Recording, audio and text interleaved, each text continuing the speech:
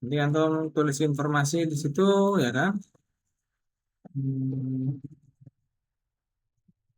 lupa, biasanya menuliskan. Lalu antum paling tidak, bukan paling tidak ya, mestinya antum selalu membuka apa RPS yang saya sampaikan itu. Ya, berdasarkan yang saya sampaikan kemarin apa? Ya, misalnya kemarin kita baru ngobrol masalah dialog, dialog dalam Al-Quran, dialog dalam Sirah Nabi dan lain sebagainya, ya kan? Nah, kalau kita prakteknya kita membuat tugas ini gimana Ustaz kira-kira? Ya, kita bisa mulai dari satu ayat, misalnya gini ya, ayat tentang atau hadis tentang apa misalnya. Saya kasih contoh hadis yang kita pernah menghafalkan. Antum tahu hadis tentang ini? Man kana yu'minu billahi wal yaumil akhiri falyukrim dhaifah. Apa lanjutannya? Saling bertanya. Apa kira-kira lanjutannya? Nah, antum browsing aja, ya kan? Man kana yu'minu billahi wal yaumil akhiri falyakul khairan aw liyasmut. Nah, ini dia. Ini ada juga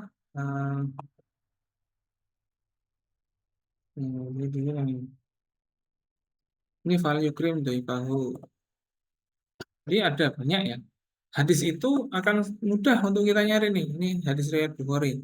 Man kana yu'minu billah dan seterusnya. Nanti antum copy, antum taruh di satu tadi itu. Ya. Habis ini antum cari apa? Antum cari syarah hadisnya. Ya. Ini saya kasih tahu gini. Biasanya suatu hadis itu diriwayatkan oleh seorang. Nanti kita cari file yang terkait dengan syarahnya. Di dalam RPS ini sudah saya susulkan referensinya. Antum nanti perlu untuk cek ke belakang. Ada tafsir-tafsir ini, ada syarah hadis ini juga ada nih. Contohnya ini nih. Syarah Sahih Muslim, syarah Sahih Bukhari. Udahlah dua aja, nggak usah banyak-banyak dalam dalam Sahih Muslim atau Sahih Bukhari. Nah, jadi mulai dari yang sederhana.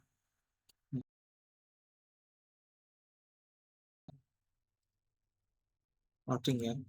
Nah, kalau kita lihat suatu hadis, sebenarnya kita juga bisa loh ya nyari sarahnya secara online. Bisa kita paste, kan? Lalu kita apa namanya search di sini, di paste di sini, lalu antum tambahin kata Samila. Samila itu apa? Adalah nama website yang dia isinya kumpulan file-file yang membicarakan tentang nah ini. Misalnya nanti ada, nah ini Al-Maktabah As-Samilah. Nah, ada Syarhul Hadis, man kana yu'minu billah. Kalau antum misalnya nggak bisa bahasa Arab atau kesulitan dengan itu, antum bisa langsung ke link yang saya kirimkan. Antum boleh antum mulai dari buka Fathul Bari. Ini ada kitabnya ya. Ini apa nih?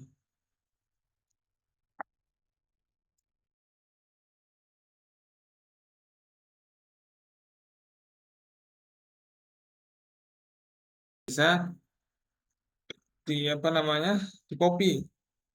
Misalnya kayak gitu.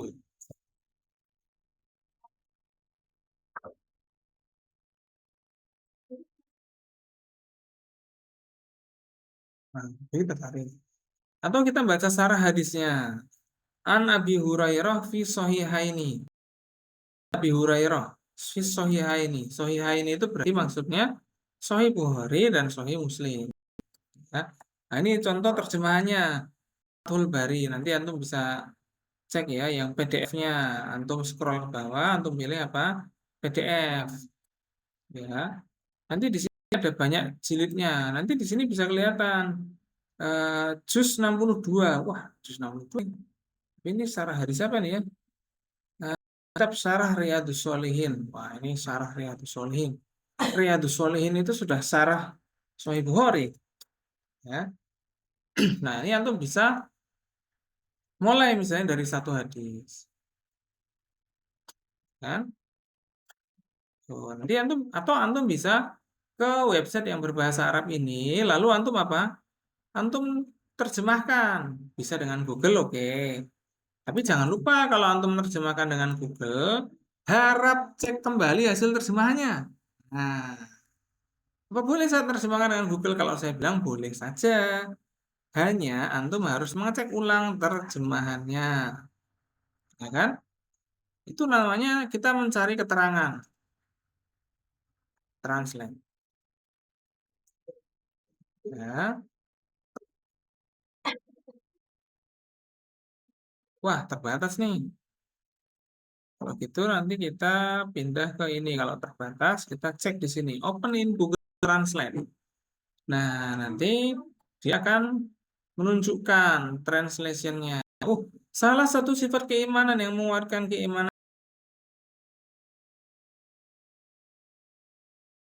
datang, dia tidak merasa tersinggung, melainkan bergembira dan menghormati sesuai apa yang dikehendaki oleh Allah.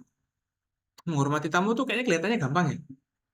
Tapi itu jadi lebih sulit kalau kita lagi PMS misalnya. Atau yang bertamu ke kita tahu kalau dia cuma meminta tolong tok, gak pernah menolong kita. Lebih sulit kan? Lebih sulit. Tantangan keimanannya jadi lebih sulit. Ya, menghormati tamu gampang ngomongnya, ya kan? Kalau cuma nyajikan teh jajan gampang, cuma nanti menghadapinya bagaimana? Kayak gitu. Ya, jadi saya mau ngasih tahu antum bahwa menghormati tamu itu kalau kita lihat dari sisi komunikasi, itu perlu nggak keterampilan komunikasi? Perlu. Disitulah kenapa hadis-hadis itu banyak yang bercerita tentang seperti ini, karena dia hubungannya dengan komunikasi. Ya, antum kira-kira bisa bayangin nggak di zaman Nabi dulu ketika ada orang bertamu, sambutannya kira-kira gimana ya? Antum bisa bayangin nggak? Kan orang bahkan sebelum Nabi Muhammad lahir itu sudah terkenal dengan apa? Mereka sangat menghormati tamu. Ya, orang Quraisy itu kenapa terkenal? Dan perekonomian mereka itu gara-gara apa? Tamu, saya kasih tahu. Khususnya yang orang yang tinggal di sekitar Ka'bah. Kalau gambaran antum ya. Ayo coba saya mau tanya nih. Ini lagi pada sibuk apa sih? Kerjaan tugas ya. Kayak gini-gini. Anak mau nanya satu-satu. Gambaran antum di tahun Nabi ketika itu ya di Arab ketika itu tahun berapa ya? Katakanlah tahun ya tahun 100 200 lah gitu misalnya. Masehi lah. Ka'bah. Terus apa? Mekah. Itu kira-kira situasinya gimana di situ tuh? Rame atau sepi atau gimana menurut antum? Rame. Kenapa rame? Loh, pusat peradaban apa tuh? Kenapa ya? Ya, saya mau nanya dulu biar antum ngerti gitu loh. Jadi enggak, ente masih nebak-nebak jawabannya. Ayo, ayo. Apa? Kira-kira rame atau sepi? Kalau rame, rame kenapa? Kalau sepi, sepi kenapa? Biar antum itu mulai memahami lah. Kan antum udah pernah lihat Ngawi kan, misalnya. Udah pernah lihat Sragen kan, ya enggak? Di situ rame atau sepi? Relatif ramai karena ada orang jual beli, ya emang enggak? Oke? Ya, ada pasar. Ada toko-toko yang kalau kita nyari di sekitaran sini nggak ada barangnya, di sana ada. Ya apa enggak? Itu kan alasan orang pergi ke sana, ya kan? Ada layanan kesehatan yang di sekitar sini nggak ada, di sana ada. Ya apa enggak? Nah, itu kan alasan orang kenapa milih tempat yang ramai, fasilitasnya lebih mudah. Nah, sekarang saya mau nanya, di Mekah ketika itu ramai apa enggak?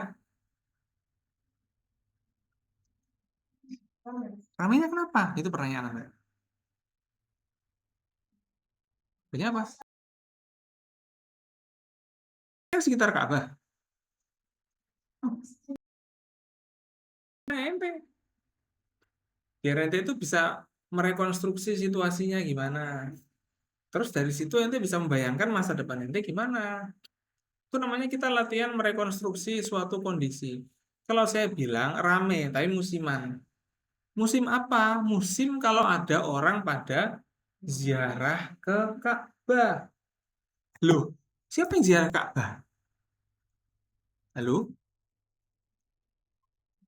Itu Ka'bah buat apa tuh? Kenapa orang pada ziarah? Saya kasih tahu ya, kenapa orang pada ziarah ke sana? Orang-orang Yahudi itu merasa Ka'bah itu peninggalan bapaknya. Yaitu apa? Nabi Ibrahim. Orang-orang Nasrani itu juga merasa itu peninggalan nabinya. Apa itu? Nabi Musa.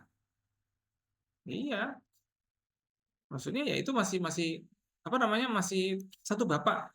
Yang namanya Nabi Isa itu masih satu bapak dengan Nabi Ibrahim. Karena itu orang Yahudi, Bani Israel, mereka ngunjungin atau ziarah ke Ka'bah. Buat apa? Ya kayak kayak gini loh, kayak misalnya kan antum tahu kan, kayak di Surabaya ada makam Sunan apa, di mana ada makam Sunan apa, ya enggak? Kenapa pada ziarah ke sana? Apa keluarganya? Bukan. Ya, ikatan spiritual, nyari berkah, ya kan? Ya berarti zaman dulu orang melakukan itu. Orang melakukan itu zaman dulu. Orang-orang Yahudi itu juga semua nyari berkah. Berkah. Orang-orang Kristen yang sudah ada duluan daripada orang Quraisy itu juga gitu. Mereka apa? Ke Mekah. Untuk apa? Sudah di ya, sih. Jadi ketika itu Ka'bah itu sesuatu yang disakralkan. Tapi gara-gara disakralkan itu awalnya sih emang disakralkan. Tapi lama-lama karena banyaknya orang yang datang akhirnya jadi apa? Ada penginapan, ya kan? Ada orang jualan, ya apa enggak? Nanti pernah ziarah wali enggak sih? Pernah ziarah wali. Sekitar situ jadi ramai kan? Jadi ramai, ada orang yang jualan, ada yang penginapan kecil, ada yang parkir bus, ada yang apa, ya kan? Di mana banyak orang, di situ ekonomi bergerak. Kalau misalnya berkajum di luar pondok, ada nggak sih acara di luar pondok itu berkajum atau apa? Ada ya? Pernah? Oh nggak pernah ikut. Kalau waktu SD gitu pernah ya? Perkemahan gitu kan? Ketika ada perkemahan itu, banyak kan penjual datang? Iya. Jadi ketika itu ya di Mekah itu rame dan agak musiman, ya kan? Musimnya apa? Kalau lagi orang ziarah, banyak yang datang dan jualan. Apa yang dijual oleh-oleh?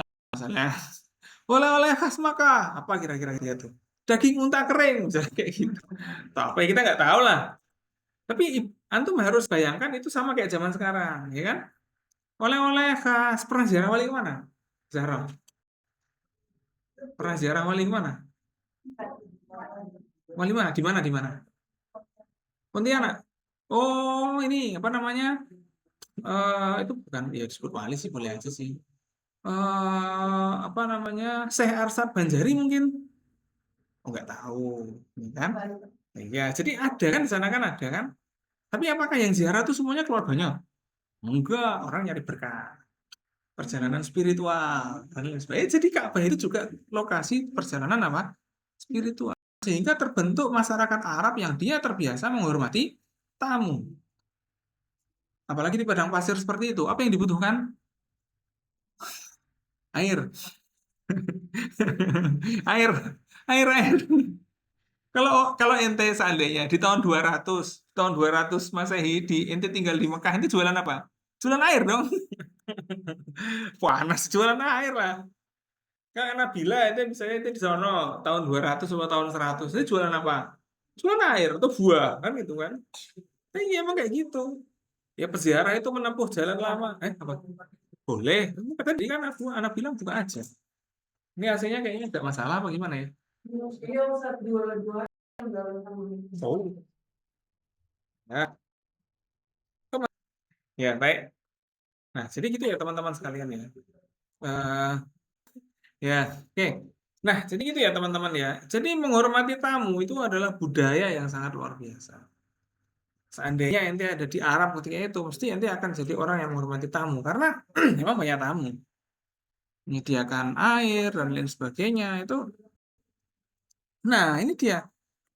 Dan dalam menghormati tamu itu, orang mesti akan bersedekah. Ya nggak mungkin menghormati tamu nggak belikan sesuatu kan. Jadi menghormati tamu itu melakukan banyak hal.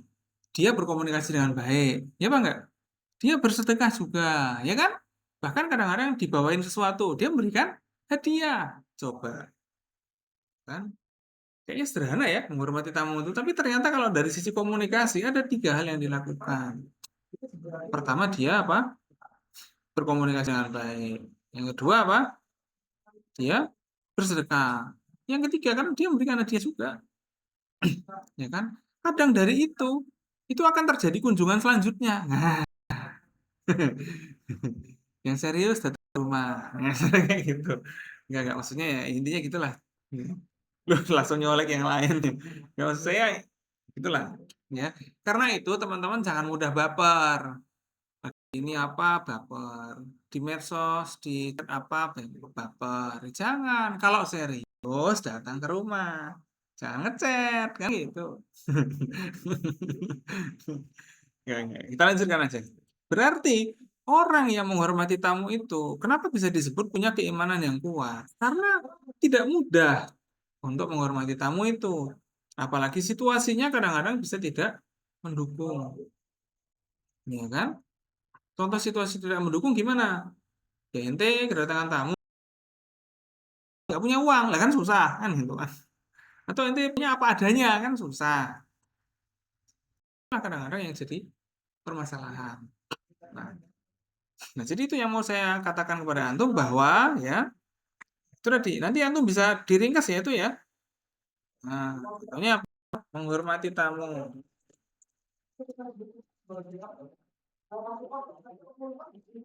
Di sini apa namanya? Ini komunikasi apa gitu ya? Hadis tentang komunikasi judulnya gitu aja lah. Hmm. Di sini mengandung hal-hal yang terkait dengan komunikasi. Salah satunya apa? Adalah apa namanya? Komunikasi misalnya apa ya? Interpersonal atau komunikasi antar pribadi misalnya kayak gitu. Nah, eh, maupun gitu ya, komunikasi antar pribadi. Saya mau nanya ke antum, antum sudah belajar teori komunikasi apa dulu? Komunikasi apa? Komunikasi massa? Oke. Di sisi lain, misalnya gitu ya. Di sisi lain juga terdapat unsur komunikasi massa. Khususnya jika jumlah tamu cukup banyak. Jadi kayak gitu ya. Apa namanya? Contohnya begini. Nah, Anda kedatangan tamu. Tamu yang cukup banyak dan tidak Anda kenal. Bisa nggak kita tuh kedatangan tamu tak dikenal? Ah, bisa. Bisa. Gimana cara bisanya? Misalkan nanti pejabat, tamu yang inti datang kan nggak mesti inti kenal, ya nggak? Ya, iya. Misalnya sini pondok pesantren ini, tamu yang datang apakah masih dikenal? Enggak, kan kayak gitu. Jadi kadang-kadang terjadi seperti itu. Jadi itu tantangan dalam menghormati tamu. Apalagi yang dihormati tamunya lebih banyak, jumlahnya berapa. Terus juga kita juga punya, misalnya kita di posisi sebagai apa?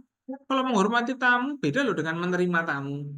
Kalau menerima tamu kan ya menerima aja. Oh silakan, silakan duduk. Mau ketemu siapa? Tuh menerima tamu. Makanya ada bagian penerimaan tamu. Nah, seperti itu. Ya. Antum tulislah dengan refleksi antum. Dalam hal ini, gitu ya, tentu kita perlu apa ya namanya ya, menentukan langkah dalam menghormati tamu ini, menerima tamu dengan baik. Misalnya apa? Dari sisi ketersediaan apa? Makanan dan minuman. Selain itu ya, dari sisi yang lain, seperti ada berapa personal yang kita tugaskan untuk mendampingi. Nah, ya kan? Masuk ada tamu datang ke Unida, ya silakan Pak kalau mau keliling, silakan aja keliling. Bingung lah dia keliling-keliling kemana? Nggak ada penjelasannya, ya Pak nggak? Itu dia, makanya perlu ada yang mendampingi. Karena di sini nggak kayak di sini nih. Ini ada nama gedungnya nggak? Gimana tulisan nama gedung depan gedung? Nah, gimana? Nah, itu. Ustaz, kita nanti kuliah di Granada ya. Ah, Granada. Mana tuh? Ya kami-kami yang disimpan nggak terlalu hafal nama gedung-gedungnya. Meskipun kami bisa nanya, iya. Tapi kan kita juga mikir mau nanya seseorang secara random. Lah ya jadi kayak gitu itu. Ya, biar antum ngerti. Kenapa menghormati tamu itu sesuatu yang kompleks dan tidak sederhana. Makanya itu disebut bagian dari sesuatu yang terkait dengan iman. Artinya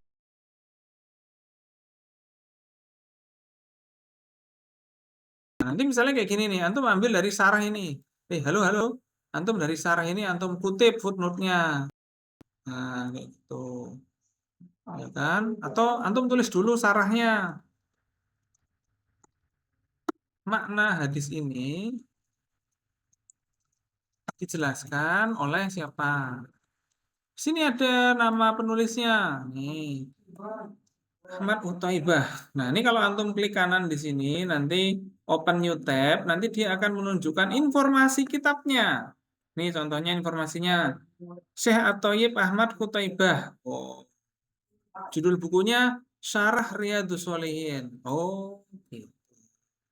Kan? Dia tuh bisa tulis kayak gitu. Syekh apa namanya? Ahmad Qutaibah. Yang dalam kitabnya ya kan berjudul apa tadi judulnya kitabnya? Halo, kitabnya judulnya apa kawan-kawan? Syarah Riyadhus Shalihin. Riyad Al-Shalihin. Ya kan? Bahwa apa? Lihat ambil dari terjemahannya seperti apa. Oh, salah satu keimanan adalah menghormati tamu. Antum paraphrase, jangan di copy paste. Ya kan? Bahwa apa namanya? Menghormati tamu dianggap sebagai salah satu tanda keimanan. Ya kan? Apalagi menghormatinya dengan cara yang baik. Ya kan? Yakni tidak tersinggung kan gitu kan dan menerimanya dengan gembira dan lain sebagainya. Nanti dikasih footnote, jangan lupa. Kalau antum ngambil footnote yang ini, antum bisa lihat di sini. Ini juz 62 halaman 5. Tuh, antum jadikan footnote kayak gitu caranya. Habis itu antum kasih komentar. Itu ya, kasih komentar berdasarkan pengalaman atau apa. Jadi yang paling penting dalam sini adalah komentar antum untuk menjelaskan situasi yang terkini gimana. Makanya antum harus bisa membayangkan situasinya. Menghormati tamu. Kayaknya sederhana deh. Enggak sederhana. Butuh komunikasi organisasi nggak kira-kira? Bisa butuh kalau tamunya makin banyak. Ya kan? Perlu ada sekian orang untuk ini, sekian orang untuk melakukan ini. Belum lagi kita memanage kapan makanannya datang, nanti disuguh apa, diajak kemana, ngapain, yang ngobrol siapa, kan gitu kan? Kalau ada menerima tamu, kan nggak semua orang bisa ngajak ngobrol, kan? Ada yang ada, makanya kemampuan orang itu beda-beda. Di antara antum aja inilah, ada nggak yang dia lebih mampu untuk kerja-kerja lapangan? Ada? Ada. Ada nggak yang lebih mampu untuk kerja-kerja yang halus-halus, sekretaris, bendahara, atau ngedit, ya kan? Ada nggak yang dia nggak bisa kerjaan yang kayak gitu, tapi dia bisa berkomunikasi dengan baik? Ada.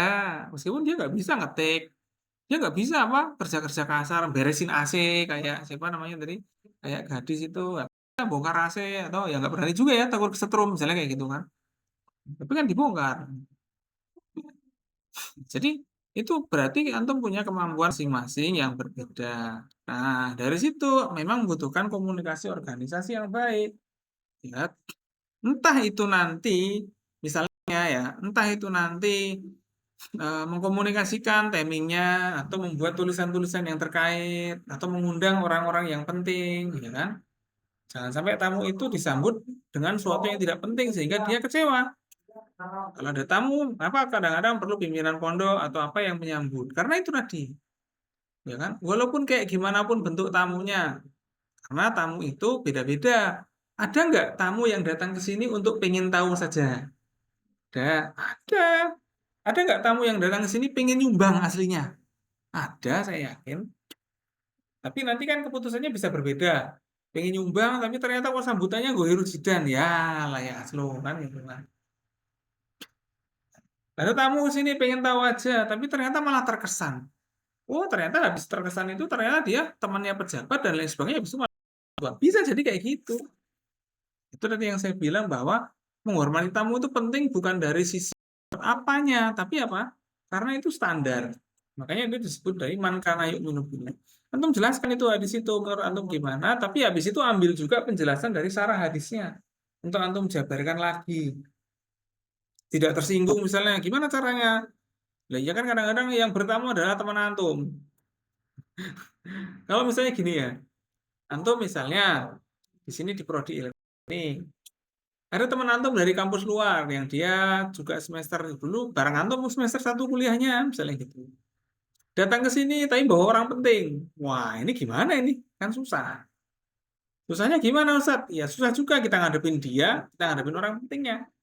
Kan kita nggak tahu nih orangnya sepenting apa. Itu juga nggak masalah. Kan beda loh ya. Orang-orang yang pakaiannya sederhana, yang bertamu ke sini, itu nggak semuanya orang biasa loh ya. Antum kan lihatnya biasa aja. Kadang-kadang kita ngukur mobilnya bagus nggak, kan kayak gitu kan. Atau dandannya bagus nggak, atau pakaiannya bagus nggak. Ayo ngukur. Ya, banyak loh orang-orang yang ke Gontor atau apa itu sederhana banget. Dia malah suka naik mobil yang sederhana, nggak banyak komplain, tapi di rumahnya tuh udah wah. Saya pernah ketemu dia itu nyupirin profesor, yaitu tahun waktu 90 tahun Gontor, dia itu profesornya tuh santai banget. Malah pakai apa jaket, pakai apa, pakai jeans gitu, pakai kacamata, santai lah. Tapi dia udah datuk, ya, setingkat kayak pejabat, terus juga apa namanya, bukan hanya pejabat lagi, dia benar-benar bisa megang kebijakan yang penting. Mobilnya tuh banyak di rumahnya, cuman dia kalau kantor pakai sepeda, nyantai sekali, kata. Tapi kita jemput dengan mobil yang biasa aja, nyantai aja dia nggak komplain. Kenapa? Karena dia benar-benar orang penting. Ya, tapi kita juga kadang nggak ngerti terus agak keliru gitu kan. Makanya ketika itu apa namanya kita ajak makan di tempat yang keren kayaknya. Saya kadang-kadang kalau jemput tamu, tamunya siapa? Saya cari dulu, saya browsing. Ini siapa ya kan?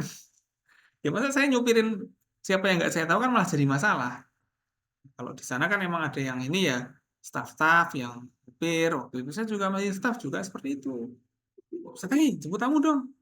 Mana? Solo ya. Pesawat jam berapa? Jam sekian. Ada namanya nggak? Ada nih. Tak browsing. Wah ini oh, penting ini. Wah, ya udah kalau gitu harus cari mobil yang bagus dan lain sebagainya. Cari pendamping, cari ini, dah. Nah, kayak gitu. Ya, jadi kadang-kadang ternyata tidak sederhana. Itu baru ngomong tamu loh ya.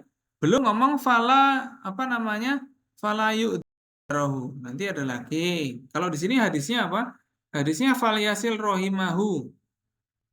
Ya kan? Tapi di sini ada fala yu'dzarahu juga. Tidak apa namanya menyakiti tetangga. Emang antum bisa tidak menyakiti tetangga dengan diem aja? Bisa. Kalau antum diem aja juga bisa menyakiti. Kalau antum terlalu sering ketawa juga bisa menyakiti juga. Pikiran, ya kan? Kalau antum sering kelihatan kasihan juga bisa menyakiti. Kenapa? Jangan-jangan dia malah jadi nggak suka gara-gara itu. Nah, itu kan kita sulit untuk menebak.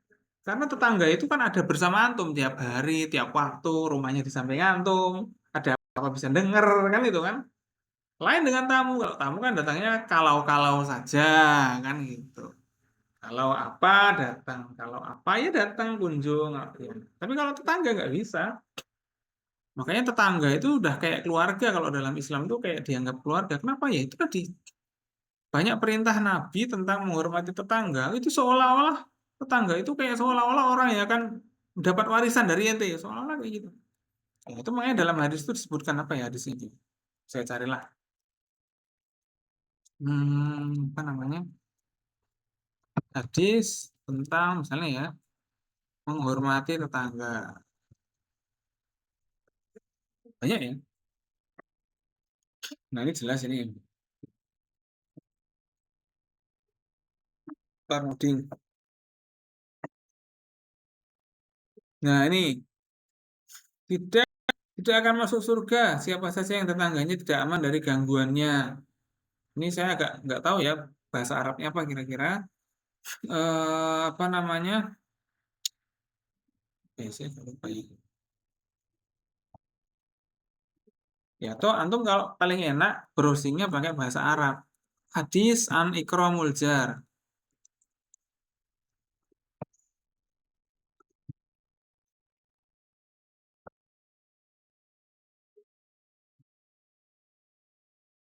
Ya. Nah, ini ada hadis anil jar. Hadis tentang tetangga. Al-jar fi sunnah nabawiyah. Bukan jar dari kata bahasa Jawa jejer. Enggak maksudnya ya karena dia ada di jajaran kita, jejer dengan kita dia jadi tetangga. Nah, ini Mayu Minubila oke. Ada lagi ya. Nah, ini dia nih. Ini yang menarik nih. Saya terjemahkan hadisnya kan tuh.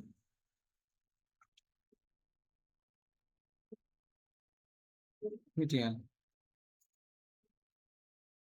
Mazala Jibrilu yusini bil jari hatta dhanantu annahu sayuwar. Nah, jadi Nabi Muhammad SAW itu berkata bahwa beliau itu sering mendengar malaikat Jibril itu memberikan nasihat tentang menghormati tetangga. Seolah-olah tetangga itu orang yang bakal dapat warisan kita, ya kan? Khairul ashabi indallahi khairuhum li sahibihi wa khairul jirani indallahi khairuhum li jarihi. Tetangga yang baik adalah tetangga yang baik dengan tetangganya. Nah, kan? Innali jirani faila apa nama? Faila ayyihima di kan? Kalau saya punya dua tetangga, saya apa namanya? Saya akan memberikan kepada siapa kalau memberikan sesuatu? Ila akrobihi minki baban. Nah, jadi tetangga itu karena rumahnya dekat ente yang banyak apa tuh apa yang diprioritaskan untuk diberikan. Karena kayak gitu, ya. Ya nisa'il muslimat, la tahkiron najaratan lijarotihima walau firsani syatin. Wah, ini jangan mengejek pemberian dari tetangga walaupun hanya firsani syatin, sepotong daging kecil saja. Nah, jadi hati-hati. Kadang tetangga tuh pengen memberikan sesuatu tapi nggak punya. Ya akhirnya beri tapi dikit. Nah, bagaimana sikap kita? Kan gitu kan? Itu nanti antum bisa ngambil tema hadis tentang tetangga. Karena ini penting, ya kan? Antum nanti akan pulang ke rumah mau hidup bertetangga atau hidup sendiri, Mas? Mas, Mbak. Hidup sendiri di bunker gitu. Lah nggak mungkin, nggak akan nanti bisa terhindar dari tetangga. Meskipun nanti di perumahan, ya, meskipun di perumahan. Lah jumlah manusia itu makin banyak kok kan gitu kan. Kan yang namanya manusia seperti itu. Nah, ada lagi yang lain hadis an hakil jar banyak sekali. Qala la yamna ujarun jaruhu an yang riza khosabatun fi jidarihi. Summa yaqulu Abu Hurairah mali arakum anha mu'ridin wallahi la armiyanna biha baina aktafikum. Nah, ini banyak sekali nih ida tobakta marokatan fa'aksir ma'ahu summa unzur ahla baitin min jironika fa'asibhum minha bima'ruf. Wah, itu hadis tentang kalau masak daging atau kalau masak sesuatu perbanyak airnya, minimal dapat daging dikit, kuah agak banyak nggak apa-apa. Ya kan bakso itu kan baksonya dikit kadang kuahnya banyak ya nggak? Tapi kan kadang kuah itu malah jadi lauk, ya bang nggak? Loh, iya gimana lagi loh? Kalau kuahnya enak malah jadi lauk. Tapi kan itu udah pemberian yang luar biasa. Ya, karena situasi itu rumit sekali. Saya mau nanya ke antum, ini orang tuanya ada kan di rumah kan? Yang saya maksudkan apakah orang tua antum di rumah itu sendirian atau ada saudara yang lain? Sendirian. Kakak-kakaknya udah pada di pondok atau di mana gitu? Oh, adik. Adik. Oh, sama adik. Di rumah sama adik. Oke. Hmm? Sama nenek. Orang tua?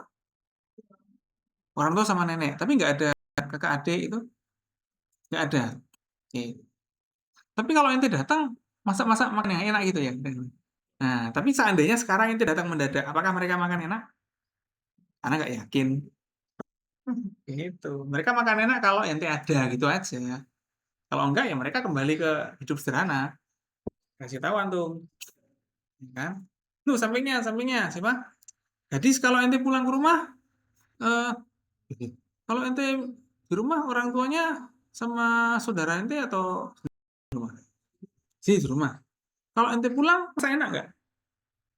Lumayan, masa enak. Seandainya sekarang ente pulang ke rumah, apakah ada masakan yang enak? Kalau mendadak belum tentu. Kalau ngabarin mungkin iya.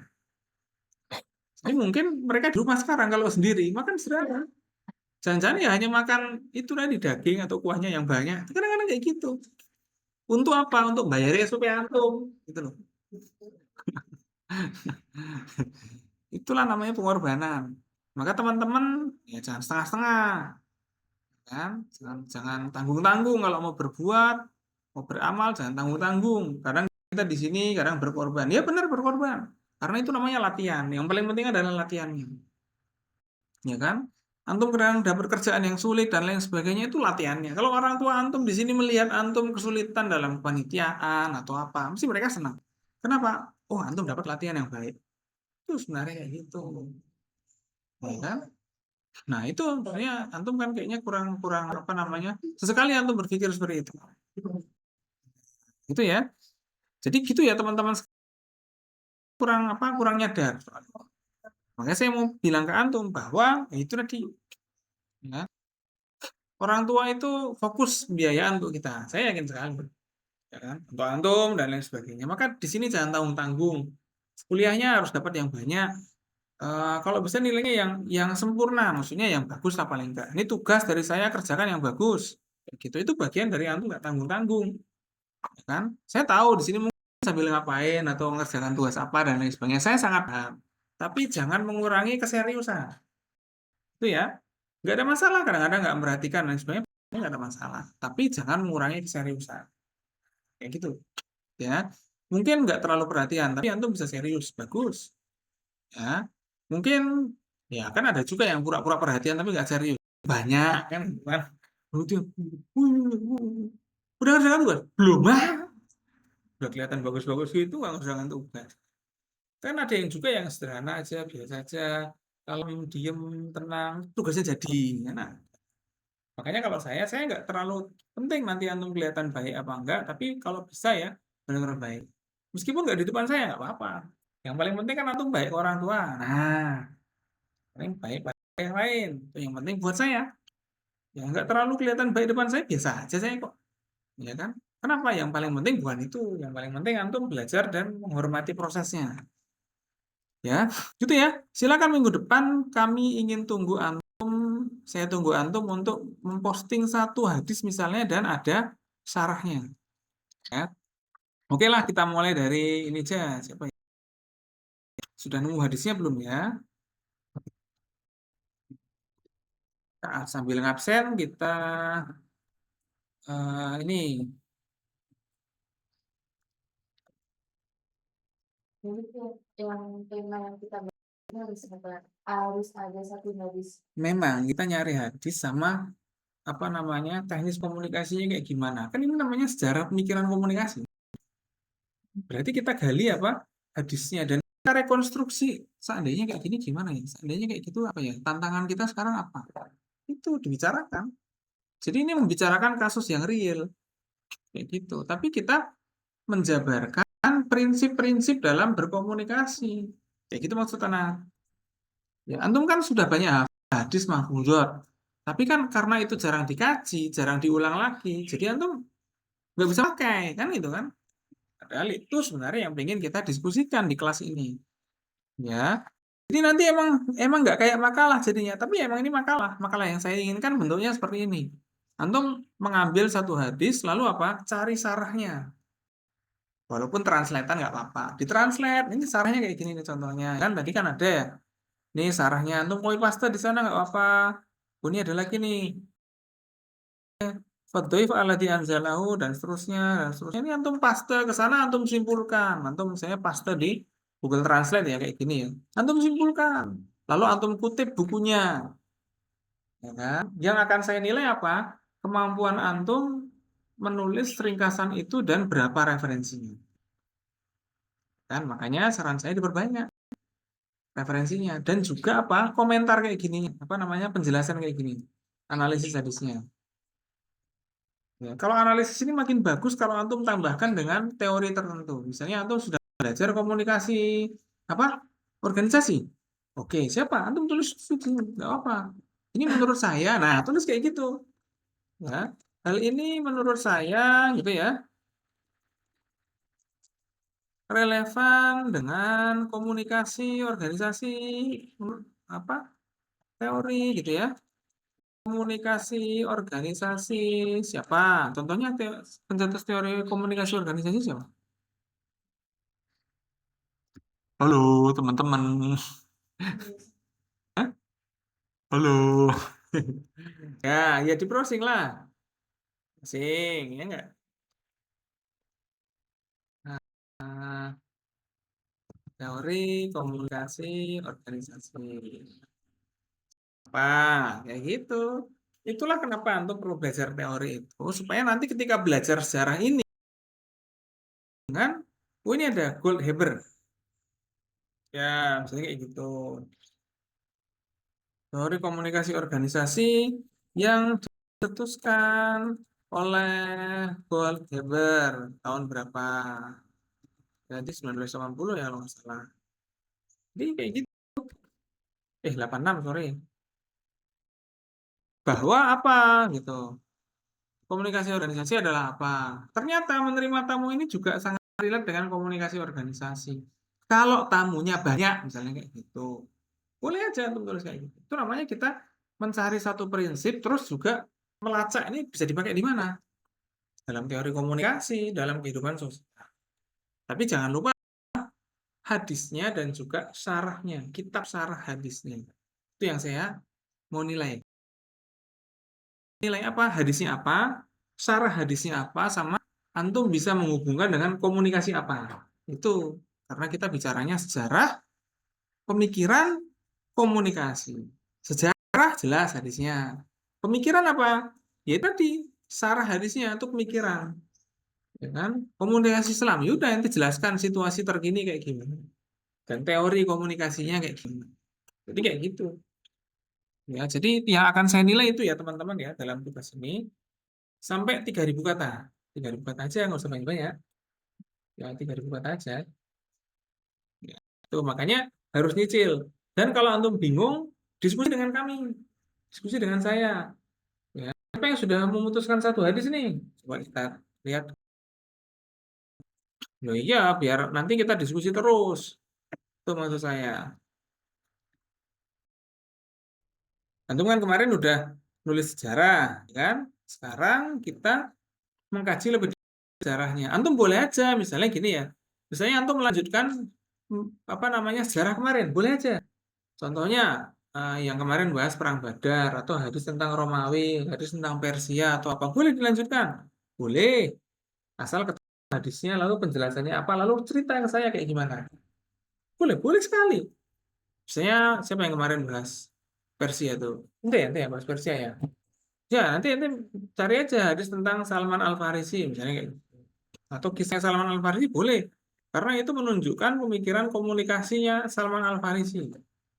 Oh, boleh kayak gitu, boleh. Ya kan? Jadi ini bisa melanjutkan yang kemarin. Saya bilang ke antum seperti itu. Jadi ini bukan sekedar ini aja enggak, ini melanjutkan yang kemarin bisa, sangat bisa sekali. Makanya tolong diskusikan dengan saya. Apakah mau melanjutkan yang kemarin? Boleh. Tapi harus ngobrol, jangan diem aja. Jadi dalam kuliah saya ini nggak ada tugas yang tahu-tahu jadi, nggak boleh. Harus berproses, kan? Berproses dalam hal ini apa? Ya ngobrol, terus juga ngerti, ya. Ngobrol, ngerti, dan juga bisa nulisnya. Ini udah pertemuan berapa nih? 4 ya? Ya, ini nih. Dewi Maharani ini mau nulis apa nih? Hadis apa? Loh, ya apa kira-kira pinginnya? Nah, cari ya. Nanti antum bisa buka Sahih Bukhari atau buku sarahnya langsung dibuka nggak apa-apa. Ini contohnya nih, ini contoh bukunya Fathul Bari. Nanti bisa lanjut ke sini misalnya. Oh, ini tentang umroh, ya kan? Ini muhsor, orang yang terhalang saat umroh. Oh, kitab adab ada nggak ya? Cari. Ini kitab orang menipu penduduk Madinah, misalnya kayak gitu. Oh, boleh aja, ya kan? Atau nanti bisa lagi buka yang lain. Jadi nanti bisa langsung ke bukunya. Dari satu bukunya ya. Ini kan ada Fathul Bari nih contohnya. Udah nah random aja lah. Sampai ke juz 20 ada apa ya? Itu nanti bisa baca di situ. Ini nanti buka daftar isinya, daftar pustakanya. Bahkan nanti boleh kok cerita tentang sesuatu di sini, ya. Ini contohnya nih Haji Nazar. Nah, berarti ini ada komunikasi yang lain, ya. Jadi antum harus melihat suatu ajaran Islam itu ada unsur komunikasinya juga. Itu sebenarnya bagian yang paling penting dalam kuliah ini. Supaya hadis-hadis benar-benar terasa hidup dan kita jadi paham persoalannya. Bukan hanya tahu pernah hafal, pernah tahu, tapi juga benar-benar bisa menggunakan dalam situasi sosialnya kayak apa. Biasanya di agak akhir-akhir itu dia kitabnya tentang akhlak, itu penting. Kitab peperangan boleh, ya kan? Terus ada lagi, ini ada kitab apa namanya? Kitabul Maghazi. Wah, ini Maghazi ini ada nih muamalah Nabi dengan penduduk Khaibar. Ini boleh, ya kan? Kayak gini ini boleh. Gimana caranya Nabi itu bermuamalah? Kalau kita lihat di sini yo 746. Boleh loh kayak gini nih.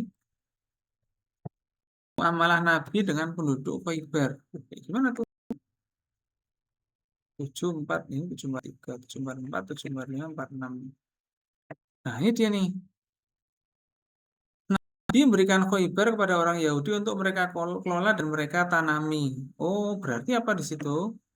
Nabi itu apa? Tidak menyita tanah orang-orang apa namanya yang Khaibar itu tadi. Ya, Khaibar itu adalah kampungnya orang Yahudi sebenarnya. Gitu. Nah, itu adalah gini, daging kambing yang diracuni untuk Nabi. Wah, ketika Khaibar ditaklukkan, Rasul diberi hadiah daging kambing racunnya. Wah, ini ya, diprank sama orang Yahudi.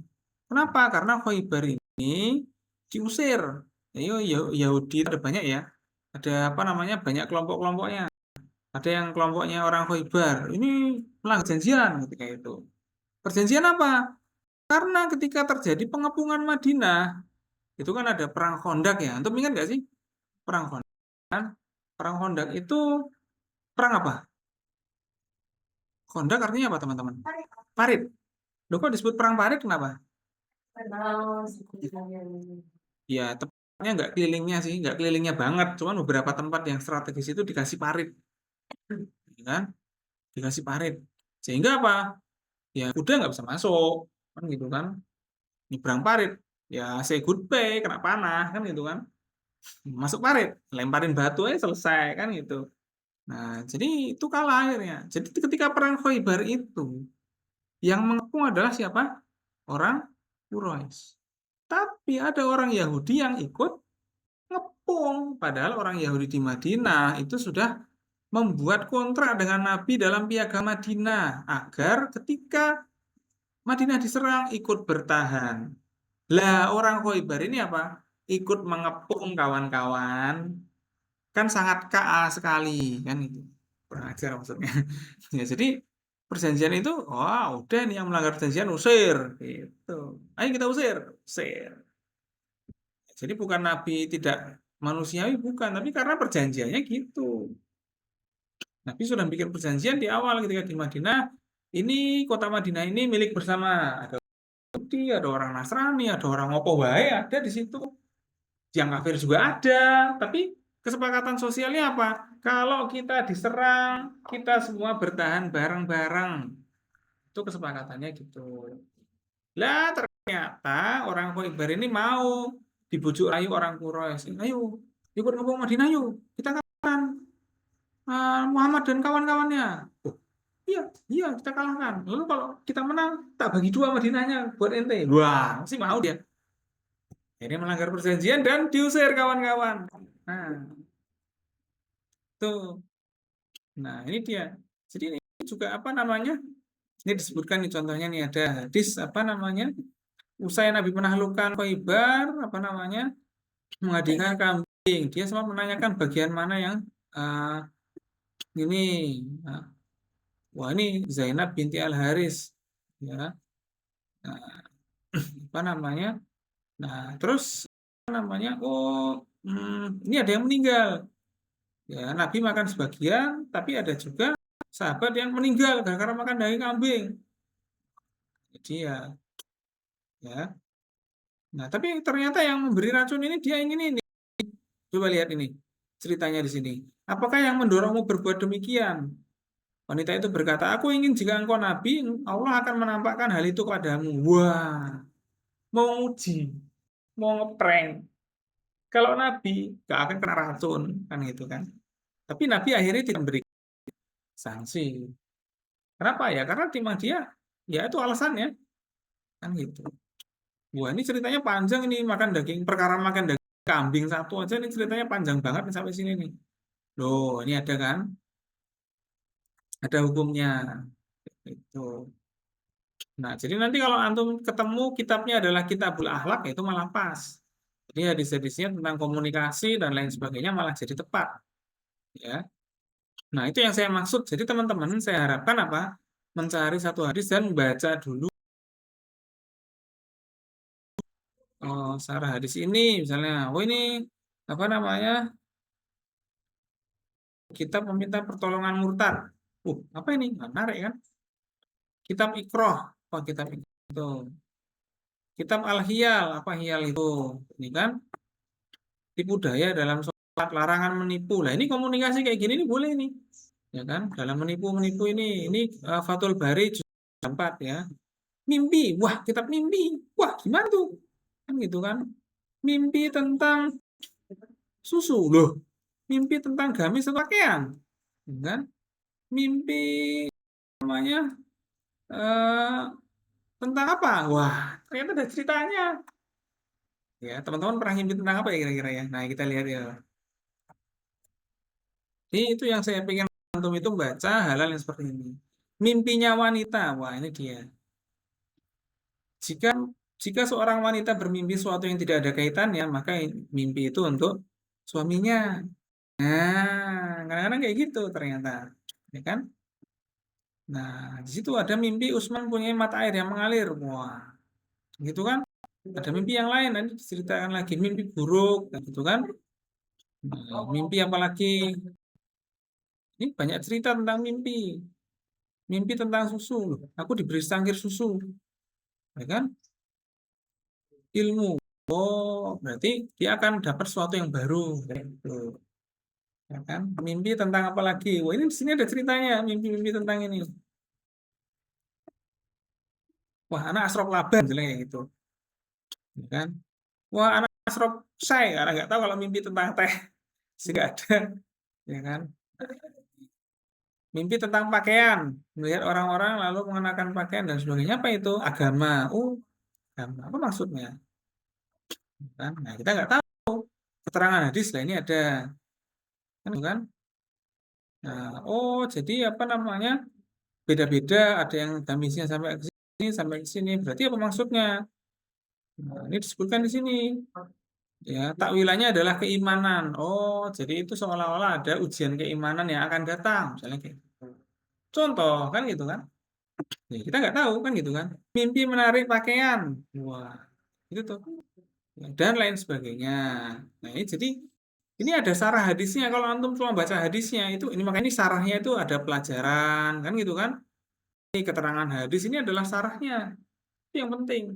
Antum boleh kok ngambil dari keterangan ini kan. Tentang mimpi boleh aja, boleh aja. Kan orang kan mimpi juga ya enggak? Mimpi melihat warna hijau dan taman yang hijau. Waduh, apa ini? Kan gitu kan. Nah, apa? Eh, apa namanya? Oh, mimpi melihat tanaman hijau itu apa? Oh, berarti mau mati. meninggal dalam keadaan berpegang teguh dengan tali yang kokoh. Wah, udah mimpi taman nih, gawat kan gitu kan.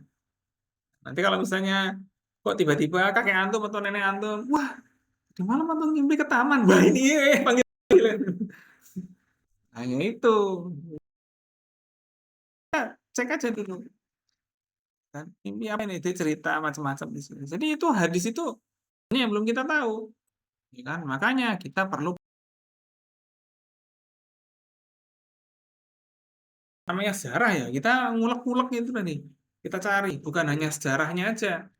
Kan kemarin antum sudah membahas dalam perang sesuatu, dalam apa kan? Itu antum boleh lanjut lagi. Boleh lanjutkan itu boleh. Saran saya malah lanjutkan aja. Tapi antum cari hadis yang dekat dengan itu. Ya, atau cari ayat yang dekat dengan itu. Atau cari tafsir yang dekat dengan itu. Jadi gitu ya. Saran saya, kalau saran saya sih, antum melanjutkan yang kemarin. Ya, tapi apa? Ditambah-tambah lagi dengan yang lain. Oke, saya coba mau absen dan mau nanya, masih ingat nggak ini? Kemarin apa? Dari Maharani ini kemarin bahas apa?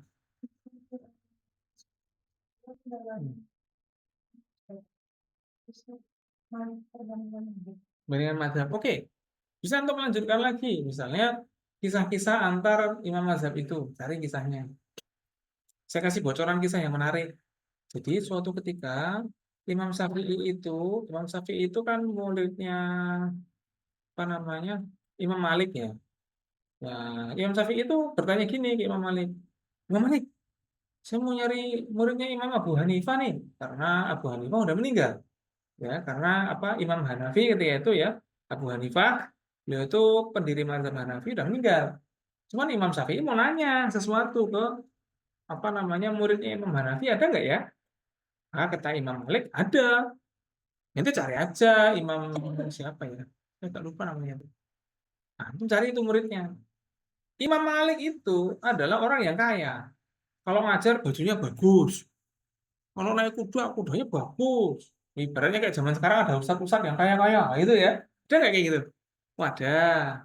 Tapi ada nggak ustadz-ustadz yang sederhana, itu busuk jidan itu, motornya odok-odok, itu kadang-kadang kopiahnya udah nggak jelas warnanya, ada nggak yang kayak gitu?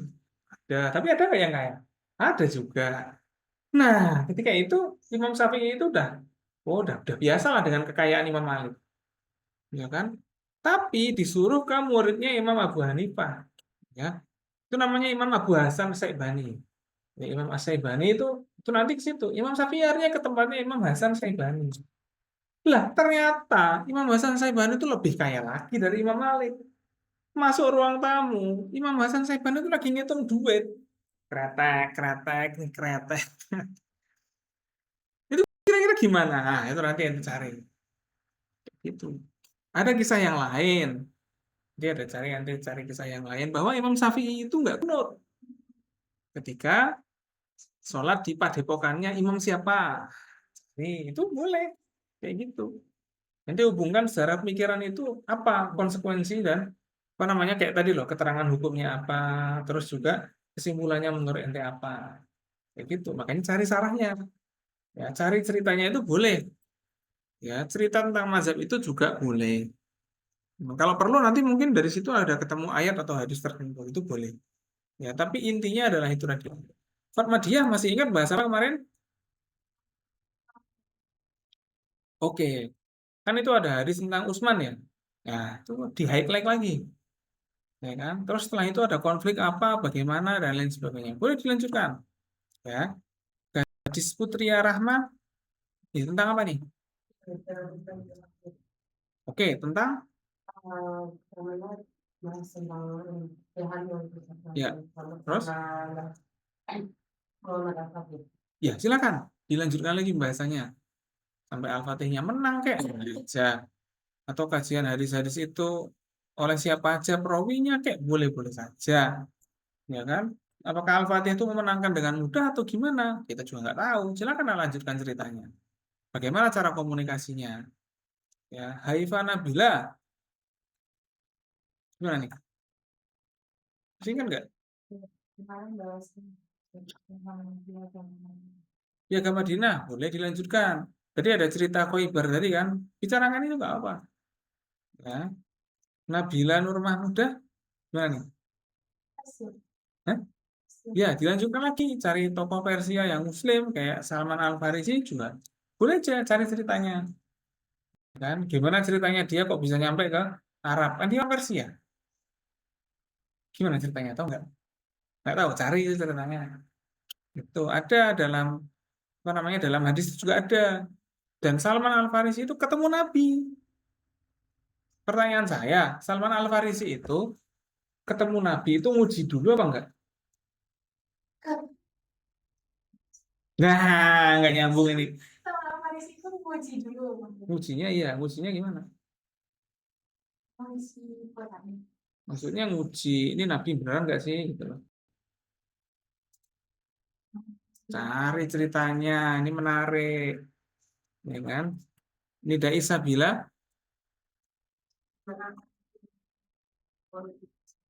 apa itu? Loh iya apa tuh? Yang kemarin lah, yang kemarin. Tentang apa?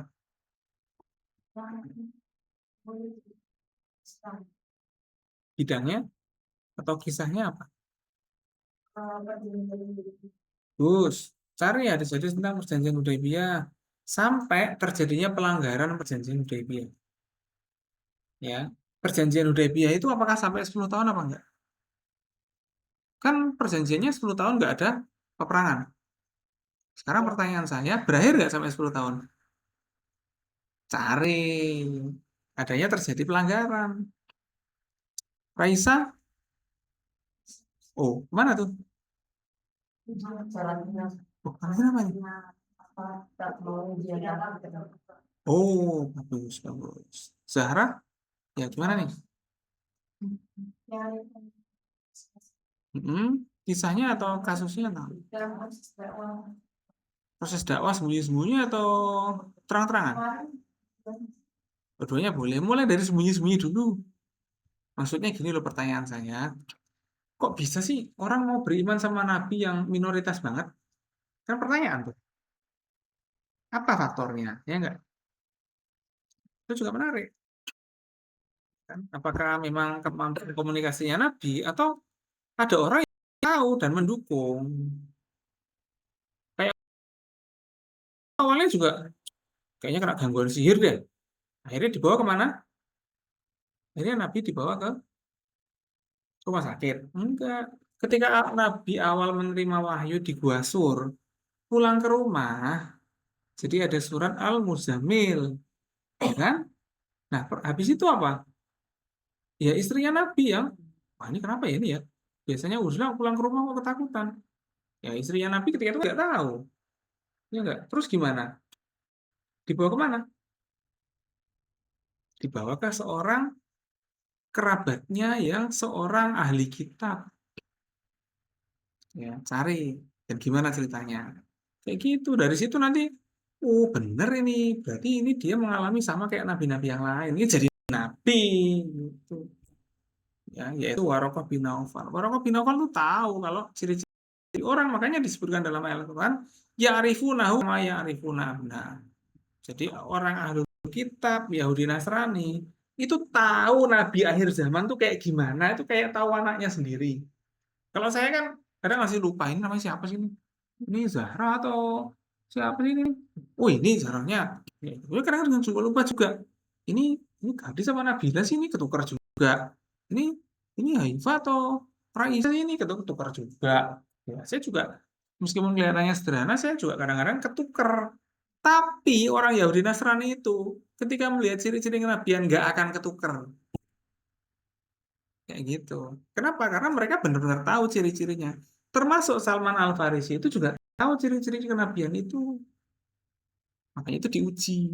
Nah, ini menarik nih biar teman-teman tahu. Jadi ternyata Nabi itu bisa dipercaya setelah ada emang itu ciri-cirinya. Orang udah pada tahu, orang Yahudi Nasrani yang tahu, ahli kitab yang tahu. Kalau orang musyrik nggak tahu. Orang musyrik nggak tahu karena mereka nggak percaya pada apapun. Tapi kalau ahli kitab tahu. Kenapa? Karena di kitabnya ada. Nanti ada Nabi akhir zaman. Tapi nggak dijelasin dari area mana. Bani Israel. Mereka yakin bahwa itu dari Bani Israel. Ternyata malah dari orang Arab. Wah, Gitu kan. Rame deh. Orang-orang India menyangka itu juga dari orang India. Nah iya, kok jadi masalah ya? Jadi masalah.